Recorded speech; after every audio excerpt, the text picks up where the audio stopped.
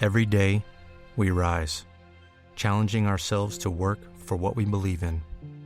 At U.S. Border Patrol, protecting our borders is more than a job. It's a calling. Agents answer the call, working together to keep our country and communities safe. If you're ready for a new mission, join U.S. Border Patrol and go beyond. Learn more at cbp.gov/careers. Hi, this is Scott. If you're a fan of the ancient world, please help us get the word out. Like us on Facebook, follow us on Twitter, and rate the series on iTunes. Thanks again for listening.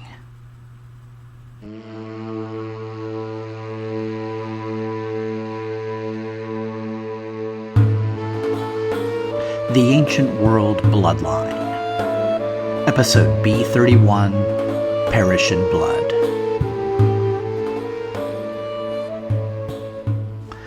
Though he'd be the victor, his opponent would neither fall into his hands nor escape, but would die close to the water. As prophecies go, it was clearer than most, and it certainly had the right thrust. Septimius Severus would win, and Clodius Albinus would die. That was all that really mattered. As for the rest, well, the gods could have their way. Severus had always been a supremely confident commander, but tempered by obedience to the gods. After his general Virius Lupus had lost Lower Germany to Albinus, it seemed wise to take the auspices before proceeding. Julia might have chided Severus for having any doubts, but she also understood his need for certainty. 250,000 soldiers were about to engage in the largest battle in all of Roman history. It was useful to know whether the gods had picked a favorite. Now that the augurs had spoken, there was no more need for delay, and Severus made his final preparations. His eventual target, the military headquarters of Clodius Albinus, was their former home and Caracalla's birthplace of Lugdunum. As Severus marched off toward Noricum in the company of his legions, Julia was left in the bitter cold of a brutal Pannonian winter. In early 197, Julia Domna was 27 years old, and her sons Caracalla and Geta were 8 and 7. It had been nearly 2 years since Albinus had launched his rebellion, on the heels of Severus elevating Caracalla to Caesar. But Severus had delayed returning west until a few things were resolved, and in late 195 he'd received 2 welcome bits of news. The first was that Byzantium, last holdout of Niger's forces, had been taken and sacked after a brutal 2-year siege. The Byzantines had fought tooth and nail, using clever defensive engines designed by their very own Archimedes, an engineer named Priscus. But in the end, they'd been methodically ground down until all their food stores had been exhausted. In one brave final act, the defenders had torn down their houses for timber to build ships and cut the hair of their women to braid ropes. Under cover of a huge storm, they'd sailed out from the city to scavenge the countryside for supplies. But they'd been spotted by the Romans, their fleet destroyed, and the desperate sailors cut down to a man. As Dio records, when the surf had subsided, the whole sea around Byzantium was covered with corpses and bloody wrecks. The massacre had extinguished their spirit of defiance, and the city finally surrendered to Marius Maximus. On Severus's orders, Maximus had executed all the rebel soldiers and city magistrates. The only defender given lenient treatment was the brilliant engineer Priscus, whom Severus decided to keep around for use in future campaigns.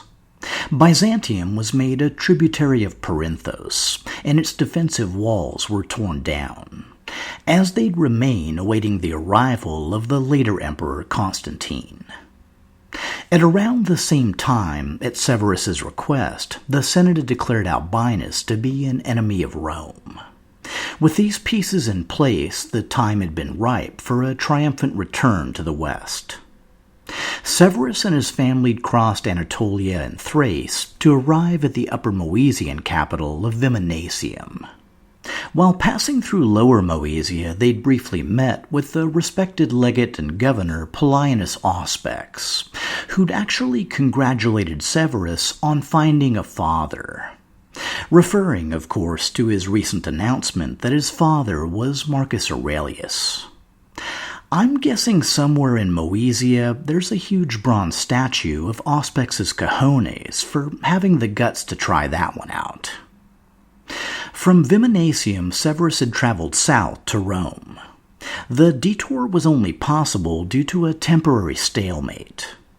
Albinus now controlled not just Britannia and portions of Gaul, but also Hispania Tarraconensis and Lower Germany. For his part, Severus had blocked the passes into Italy and installed loyal governors in all the border provinces.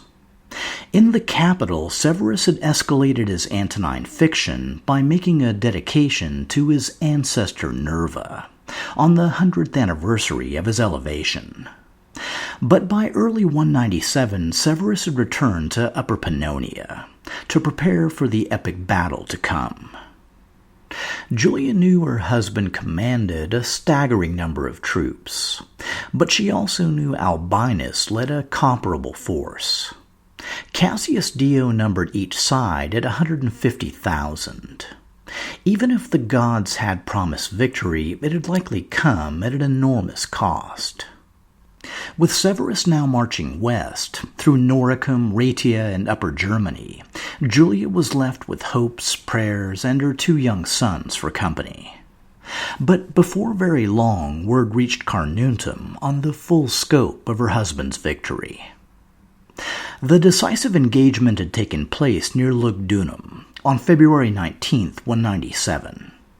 As the tide of battle washed back and forth, Severus himself had been knocked from his horse, and had stripped off his cloak, drawn his sword, and led his new Praetorians against the enemy.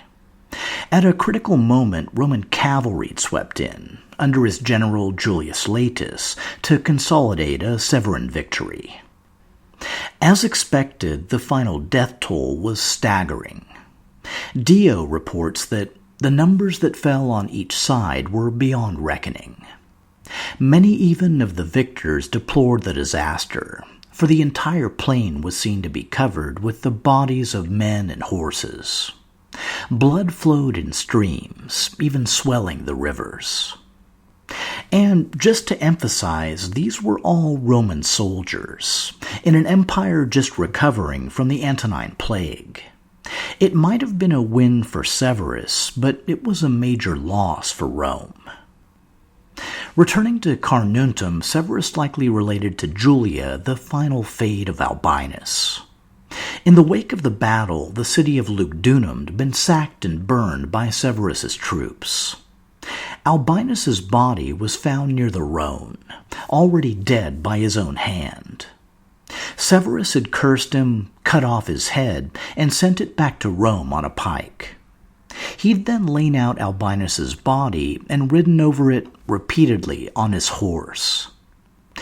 When the corpse was sufficiently desecrated, it had been thrown into the river, along with the bodies of his murdered wife and sons. It was gruesome and bloody, but at least it was final. Though his rule was now uncontested, Severus intended to make it complete. He ordered summary executions of traitorous governors and generals, as well as local nobles who'd supported Albinus. All their properties, along with those of Albinus and his friends and relatives in Africa, were confiscated by Severus for the Roman treasury. The governors Severus installed in Gaul and Hispania were given one additional task: to hunt down and execute all of Albinus's former supporters. In the spring of 197, Severus decided to return to Rome. A few weeks prior, the Senate had sent a delegation north to congratulate him on his great victory. Which was nice, but you remember those senators who'd been pleading with Albinus to come seize the empire while Severus was away? Well, Severus totally does. And he's got a few words for them. Words and also a few sharp swords, but let's do the words part first. To start with, you will please deify my dead brother Commodus. My dead brother Commodus. Second, you're all a bunch of hypocrites for denouncing him, since you're just as bad or even worse. And third, I've arrested 64 of you for treason, and I've decided to release, let's say 35, and kill the other 29. Anyone want to ask why? I didn't think so. Severus used the funds generated by his purges to give the army a substantial raise, their first in nearly a century. And, perhaps inspired by his own happy union, Severus also restored the right of Roman legionaries to live with their wives. With his enemies defeated and the soldiers taken care of, Severus's control of the empire was effectively complete. Which is a good place to be when you're confronting a major war with the Parthians. Okay, so we've got some catching up to do. As you probably don't recall, back in 186, on the death of Julia Domna's great-uncle Sohaemus, King Vologases IV of Parthia had invaded Armenia and put his son Vologases V on the throne. As you also may recall, Commodus hadn't done a darn thing about it, and Armenia had been lost as a Roman vassal. As you really don't recall, just north of Armenia, between the Black and Caspian Seas, sat the loyal Roman client kingdom of Iberia. The last time I mentioned them, their king Pharasmanes had been granted expanded territories by Antoninus Pius. Pharasmanes had reigned for 50 years before finally dying in 183. He was succeeded by his son, who took the throne as Amazasp II, which is really fun to say. Amazasp. To shore up his northern flank and generally improve relations, King Vologases V of Armenia married his daughter to King Amazasp II of Iberia. The couple soon had a son, and when Amazasp died in 189, Vologases backed the young boy as the new Iberian king Res I, with his daughter acting as regent. So we've got King Vologases IV in Parthia, his son King Vologases V in Armenia, and his daughter and grandson Res I ruling Iberia. Got it? Okay. In 191, King Vologases IV of Parthia died, after ruling for 44 years. During the last year of his reign, he'd been fighting an insurgency based in the old Median capital of Ecbatana. The moment he learned of his father's death, King Vologases V of Armenia swept into Media, put down the rebellion, and claimed the Parthian throne, making King Vologases V of Armenia the new King Vologases V of Parthia. Armenia was left in the care of his son, the new King Khosrov I. When Severus had come east 2 years later to fight Niger, there's no record of any Parthian or Armenian involvement. Even Severus's revenge attacks on the Arabs and Adiabines hadn't raised any Parthian eyebrows. But once Severus had gone west, Vologases decided that retaking Nisibis was now a Parthian priority. Severus must have had good Eastern intelligence, because right after Lugdunum, he'd sent his cavalry commander Julius Laetus off to the east to protect the city. By the time Vologases came in force against Nisibis, Laetus was already there leading its defense. Severus's first Eastern campaign had been a limited affair, designed to punish the allies of a Roman rival. But now that he was emperor, he saw numerous advantages to launching a full-blown war. To start with, it'd protect Roman holdings, honor Marcus's legacy, and confirm Septimius Severus as his worthy successor.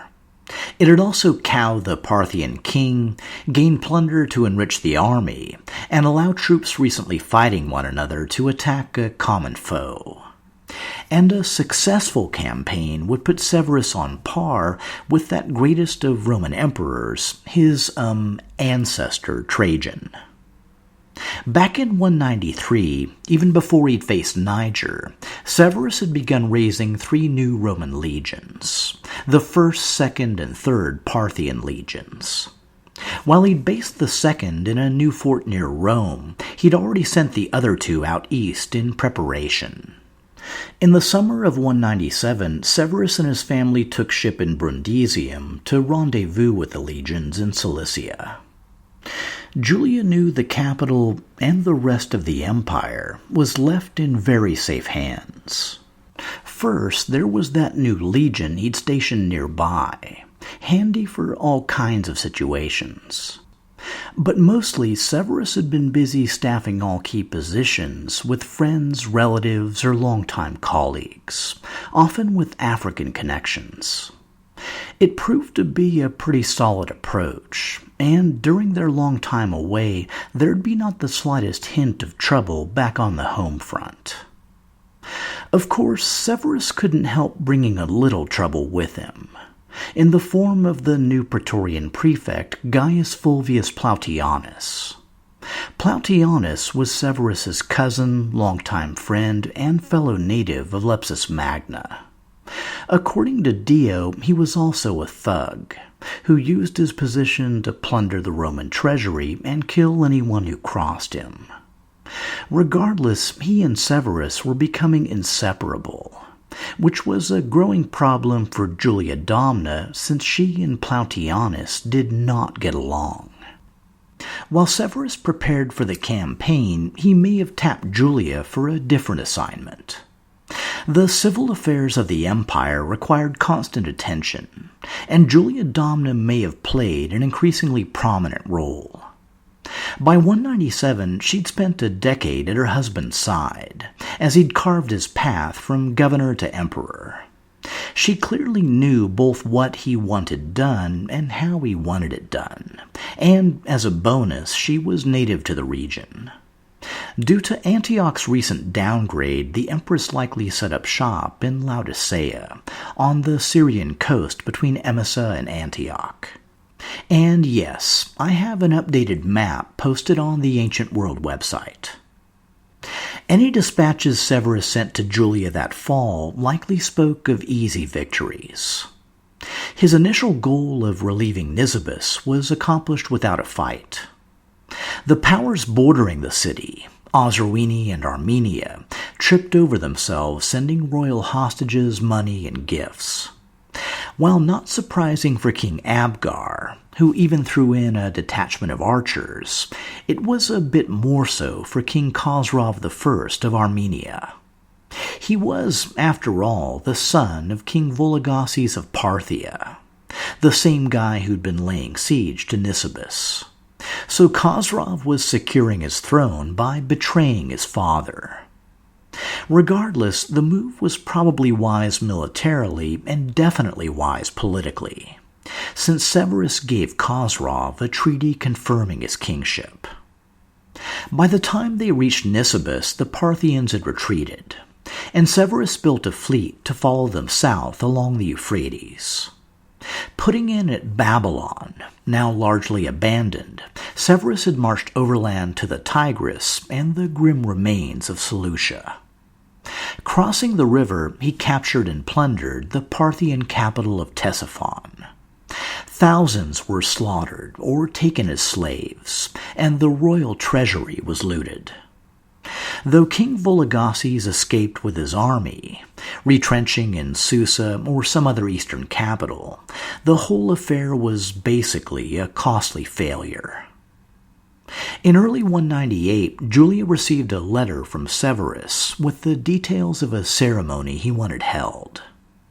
On January 28th, 100 years to the day since Trajan had become emperor, it was announced that Severus was taking the title of Parthicus Maximus. On the same day, he elevated 9-year-old Caracalla to co-Augustus and his brother 8-year-old Geta to Caesar. It was another imitation of his father, Marcus Aurelius, who'd elevated Commodus to co-Augustus at the age of 16. Any letters Julia received later that winter would have had a distinctly different tone. Because after imitating Marcus, Severus had decided to take a shot at outdoing Optimus Trajan, which meant sailing up the Tigris from Ctesiphon and trying to capture the famous and famously uncapturable caravan city of Hatra. I mean, at least he wasn't trying to take it in the summer, but oh my God, there's just nothing around there. No food, no water, no trees, no shelter, just huge defensive walls bristling with thousands of the deadliest archers in the entire Near East. The siege engines you just built using that super scarce wood, yeah, those all just got burned to the ground. You want to attack the city walls? Make sure to bring extra men to drag back all the dead and wounded. Just like Trajan, Septimius Severus had a near 100% military success rate right up until the day he tried to take Hatra. Unlike Trajan, Severus decided to take out his frustration on his own men. The most prominent execution was his cavalry commander, Julius Latus, the same guy who'd secured his victory at Lugdunum and kept Vologases from taking Nisibis. The most likely reason was Latus's popularity with the troops, considered a threat by Severus, or more likely, by his right-hand man, Plautianus. Limping away from the failed siege in the spring of 198, Severus likely returned to his family in Laodicea. Over the next few months, he turned his attention to further reorganizing the Roman East. After its long history of flip-flopping, Osrhoene was finally provincialized, with its new capital at Carrhae just south of Edessa. But for some reason, King Abgar was allowed to keep Edessa itself, along with a few surrounding territories, which suggests that in addition to being a friend of the Christians, Abgar was one hell of a smooth talker. Severus also recreated Trajan's old province of Mesopotamia, with its new capital at Nisibis.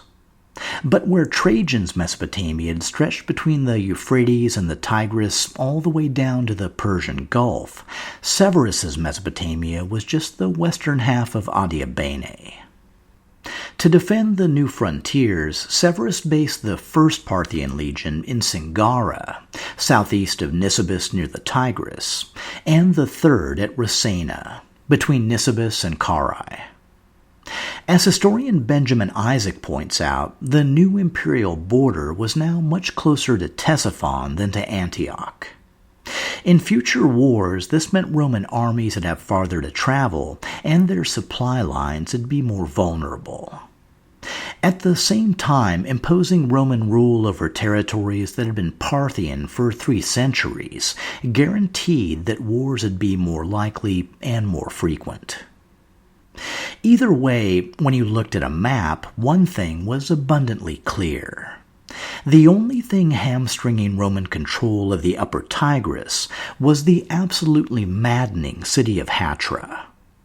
I mean, take that, and you're practically sitting on top of Ctesiphon, and the Parthians would be pinned back east at Susa. And the worst thing about Hatra was it was right there, only 60 miles from the new legionary base at Singara. Well, okay. The worst thing about Hatra was that it was totally unassailable. But Severus had time, troops, and strong motivation, and in the fall of 198, he decided to try again. This time, he actually managed to bring down part of the wall. But according to Dio, the Atraeni responded by hurling flaming globs of bituminous naphtha at both Roman troops and their siege engines. Interestingly, the only engines that didn't burn were those designed by Priscus, the Byzantine engineer whom Severus had spared and brought with him to the east. Having breached the wall, Severus paused his attack to permit negotiations for the city's surrender. He figured the Atraini king Barsamius would do anything in his power to avoid Hatra's destruction, and the plunder of its massive temple to the Mesopotamian sun god Shamash. And Severus was right, just not the way he expected. During the ceasefire, Barsamius ordered the Atraini to work overtime to rebuild the damaged wall. Meanwhile, he refused all requests for negotiations. Once Severus realized the delay was getting him nowhere, he ordered his troops to resume the attack. His western troops, feeling the initiative had been lost, became rebellious and refused. Yes, they refused to follow the orders of their super-vindictive emperor Septimius Severus, even knowing it might mean their execution. Which to me says all you need to say about the impossibility of taking Hatra. And just to drive the point home, the Syrian troops, who followed Severus's orders to attack, were completely destroyed by Atraini archers. After 20 days, Severus broke the siege and limped away for a second time back to Syria. In Laodicea, Severus returned his attention to reorganizing the frontiers. One of his main achievements was building a chain of forts stretching from Baziae, east of modern Amman, southeast for 300 miles to Dumata. This move extended the borders of Arabia Petraea far out into the eastern deserts, securing Roman control over local tribes. Before the end of 198, Severus went to see the oracle of Zeus Belos in Apamea. The city was located on the Orontes River, some 30 miles north of Emesa. Though its foundations were Seleucid, the current city was mostly a 2nd century creation. After the massive earthquake of 115, the same one that devastated Antioch, the Antonines had patronized the city's reconstruction. Its most stunning feature was a monumental avenue, nearly a mile long and flanked by massive stone columns. Work had also been completed on a huge new theater, an elaborate fountain called a Nymphaeum, and, most important to Severus, the Temple of Bel Marduk, known to the Romans as Zeus Belos. 16 years earlier, just before meeting Julia, Severus had asked this same oracle about his future. The response at the time was a line from Homer's Iliad, comparing Severus to Zeus, Ares, and Poseidon. For a man as devoted to astrology as Severus, it was a clear promise of future greatness. Since then, Julia's horoscope and a series of dreams had helped guide Severus to the pinnacle of Roman power. Only one thing remained to be known. What would be the shape of his legacy? Severus had a wife, 2 young sons, and a large extended family, a line to rule Rome for decades, even centuries to come. Would the gods who'd made him emperor also look with favor on his heirs? Severus likely entered the temple with the confidence gained from past experience, which must have made it all the more unnerving to see him re-emerge utterly shaken. Whenever he told Julia, then or much later, it must have sunk like a cold dagger in her heart. No vague Homeric quotes, symbolic dream imagery, or cryptic Delphic verses that could be favorably spun. Just a simple declaration: your house will perish in blood.